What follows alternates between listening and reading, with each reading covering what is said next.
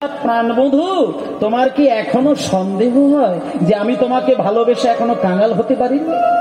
এখনো ভালোবেসে আমি তোমাকে সর্বহারা হতে পারিনি? তুমি আমার পা জড়িয়ে ধরে বলছো একটা জিনিস চাইতে এসেছো। শোনো কৃষ্ণচন্দ্র, আমার কাছে পা জড়িয়ে ধরে তুমি যদি হাত পেতে কিছু চাও, তবে আমি যতটুকু জানি আমার কাছে দেবার বলে কিছু নেই। আমি বহু বছর আগে ভালোবেসে আমি সব দিয়ে দিয়েছি। এই মুহূর্তে যদি দেবার কিছু হয় থাকে, আমার একটা জিনিস আছে, তুমি কি সেটা নেবে?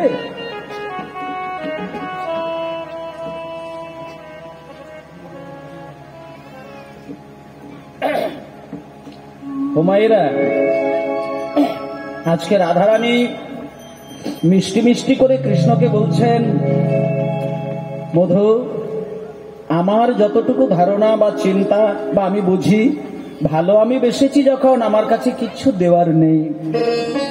তবে হ্যাঁ, দেওয়ার নেই বললে ভুল হবে, দেওয়ার যদি কিছু থাকে একটা জিনিস আছে, তবে তুমি সেটা নিতে পারবে না। যদি নিতে পারো তো নিয়ে নাও, আমার কাছে একটা জিনিস আছে।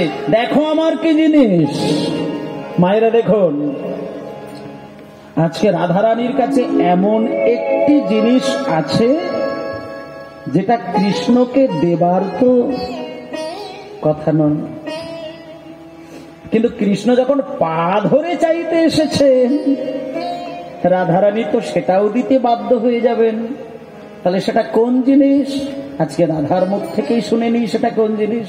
রাধারানী কৃষ্ণের চোখের দিকে তাকিয়ে, প্রাণনাথ, আমার কাছে থাকার মতো যদি কিচ্ছু থাকে সেটা শোনো, তুমি যদি পারো নিয়ে নাও, আমি তোমায় বাধা দেব না, শুধু শুনে নাও কোন জিনিস।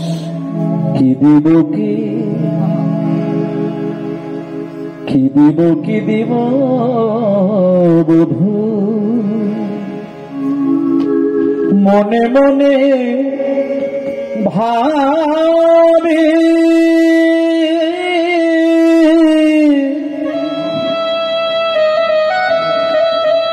যে ধন তোমারে দিব,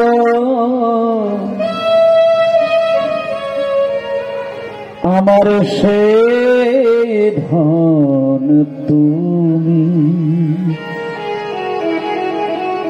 সেই ধন তুমি, কি দিব, কি দিব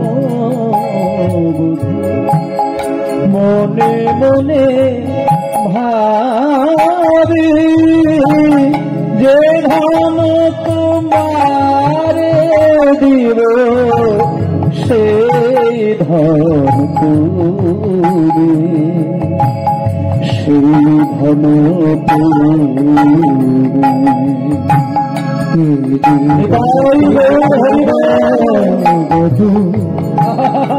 মনে মনে ভাবি,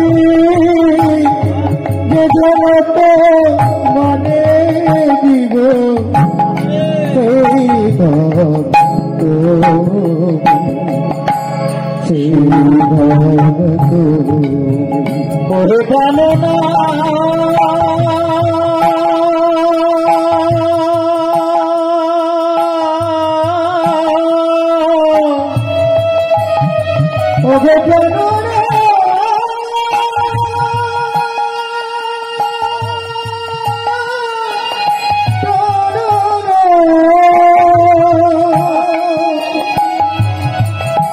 হে প্রাণ,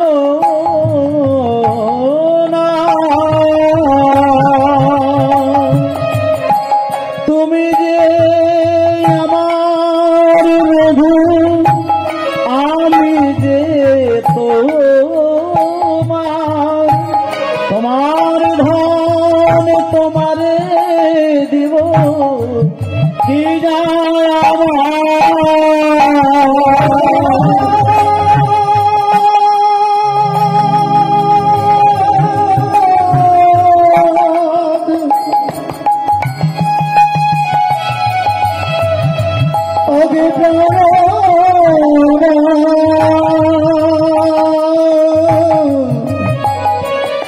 প্রাণ